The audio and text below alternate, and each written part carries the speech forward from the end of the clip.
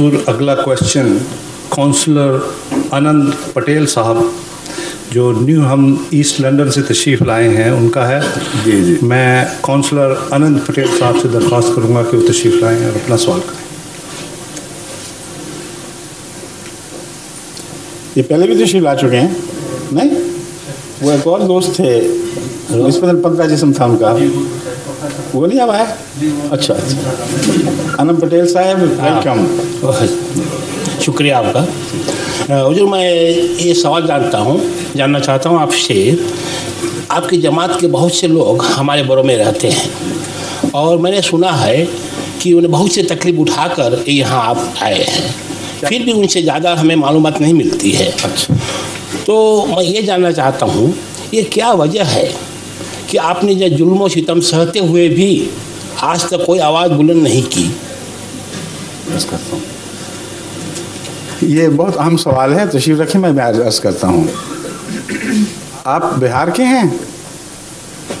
इधर तशरीफ़। जी, मैं महाराष्ट्र का हूँ। महाराष्ट्र हैदराबाद दक्कन के बम्बई जो इसका कैपिटल है। अच्छा, बम्बई, ठीक। बम्बई कैपिटल में महाराष्ट्र जलगांव। आपकी जो उर्दू है उस पर कुछ बिहारी असर सा है तलफ़ुज़ में, इसलिए मैं कह रहा था। ऐसा तो मैं भारत में बहुत घुमा हुआ हूँ, बहुत हिंदुस्तान में बहुत से इलाकों में घूमा हूँ, इस वजह से इसे बोलूँ। ठीक है।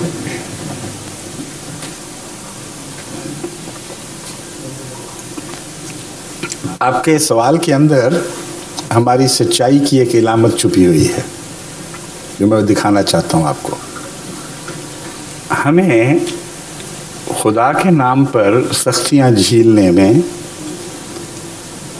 एक ऐसा लुत्फ़ है और खुदा से एक ऐसी तवक्को है कि उसका एहतजाज हम दुनिया से नहीं किया करते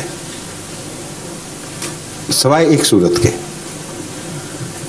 और मैं इस बात को खूब खोलना चाहता हूँ कि ये सवाल हो सकता है बाज़ पाकिस्तानियों के जहन में भी हो।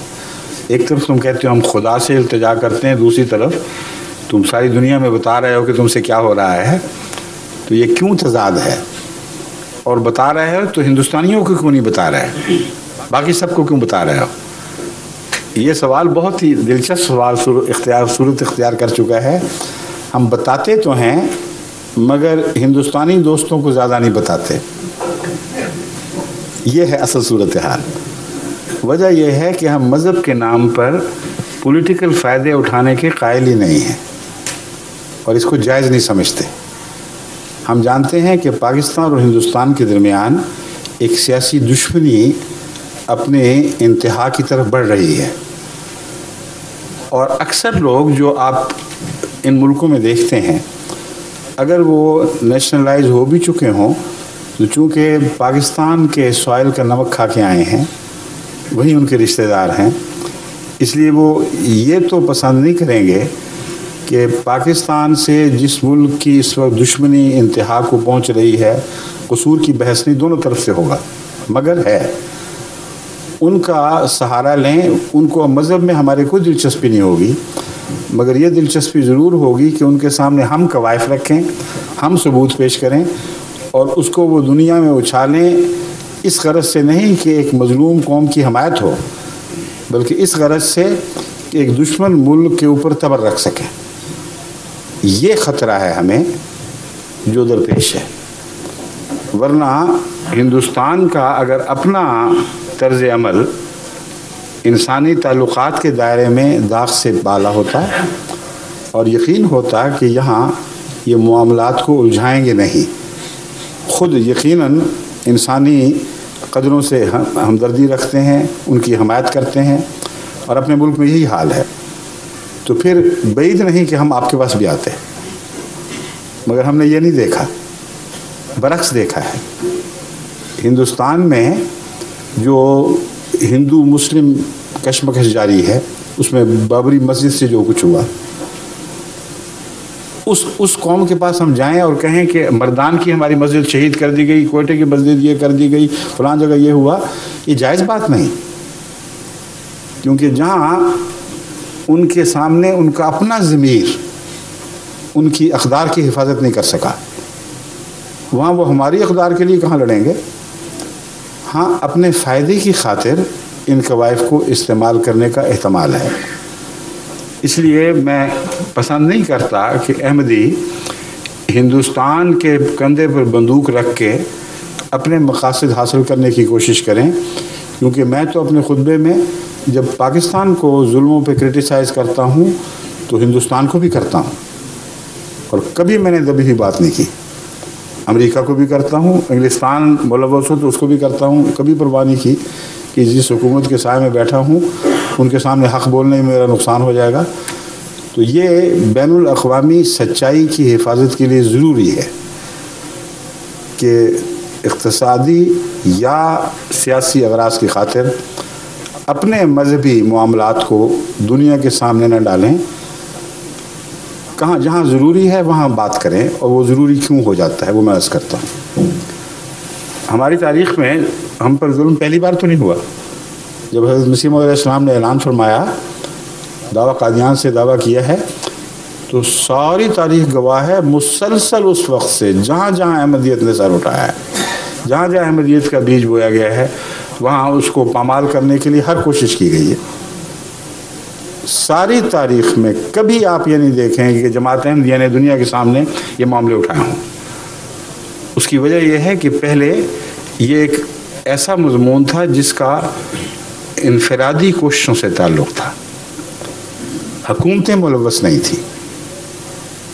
पहली बार जो बाकायदा हुकूमत मुलव्वस हुई है वो पाकिस्तान की हुकूमत है, और मुलव्वस इस तरह नहीं हुई कि अपने तासुब का इजहार किया है, जैसे तो अफ़गानिस्तान भी मुलव्वस था।